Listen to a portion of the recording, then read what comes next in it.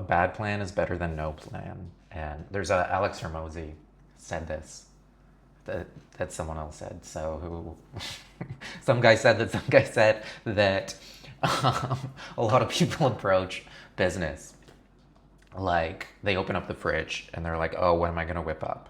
As opposed to deciding what it is that they want to create and going out and getting the ingredients to make that happen. And that's what I want to dive into today is when you're first starting out, it doesn't have to be a good plan. In fact, there's this book here. It's called Just Start. And I read it quite a while ago. Um, this is how we actually get better. It sounds so simple, but we can get so distracted because we think like if we do research and kind of stay on the sidelines and figure it out, that we'll be better at it. But when you actually get in it and do it, that's where the learning is. And it's not like the plan is, okay, we do this and we follow it at all costs. There's little turns and deviations that you figure out in the doing.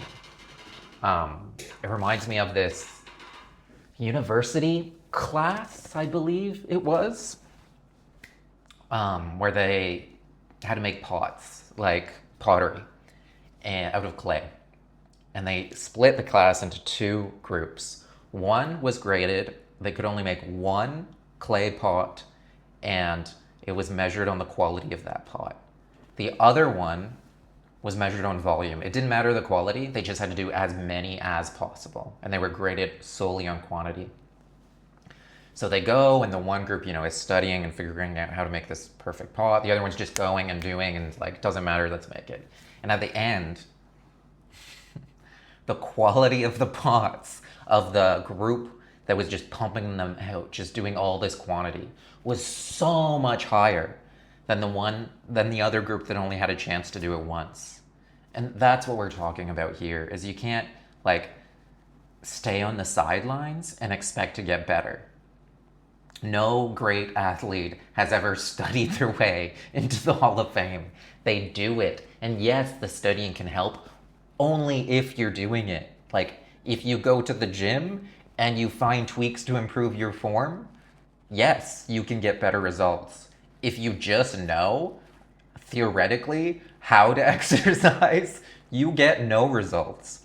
And sometimes we forget that because we've come up in the school system where we're kind of rewarded for the opposite. It's kind of this like all, one shot.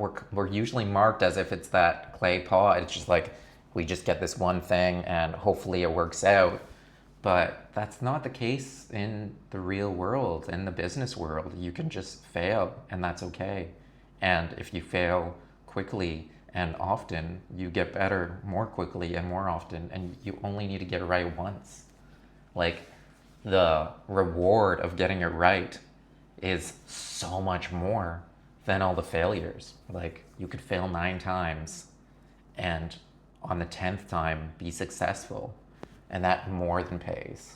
Well, more than pays for all the 9 failures. So what does that mean? What does that mean if you're in the coaching space, if you're in the energy healing space and you want to really implement this? Is it doesn't matter so much what that strategy is. Just pick something. Stick to one thing.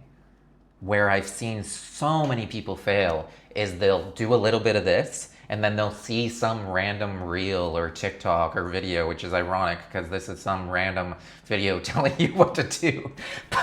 And then they'll take that and they'll take a bit from here and they'll take a bit from there and they'll take a little bit here. And then they have this like mumbled plan that they don't even understand the intention behind. And it's probably not going to work because they're just taking a piece here without filling out the back end of why that plan actually works. And it's just this kind of chaotic mess. And they're usually only doing like a half-ass job of it anyway. Like they're not really playing full out because they don't really even know how. Where if you just focus on how do I connect, who do I want to connect with, how do I connect with them, and have a plan for that you're not just hoping that they'll find you, especially in this space, in the law of attraction space, another I really needed that breath. Oh, what a fun video. In this space, some people can get too caught up in the I'm just going to attract. And you can. I have. But how I've done it is also by doing, because that's what moves the energy. Again, if we just sit on the sidelines, then we're not playing the game. If we just sit on the sidelines, we can't attract. We show ourselves through actions who we are, and that's how we move energy. Tony Robbins talks about emotions being energy in motion. We need the motion part. We need the action part. We can't just sit here and visualize it and leave out the crucial part, where when we connect to that frequency, we connect to it so that we can take inspired action. And when we build this container of how the business will work, then we can stray from it. Like, then we can test something out here and test something out here, but we still have this container to receive that flow of abundance. But if we don't have that container at all and we're just doing the straying, it doesn't work. Speaking from my own personal experience, speaking from the clients that I see. So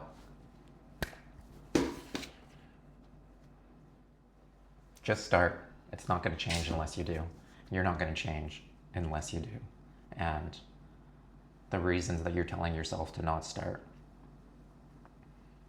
are not as serious, not as risky as they feel. I promise you that. Because we have a million do-overs. So, thank you.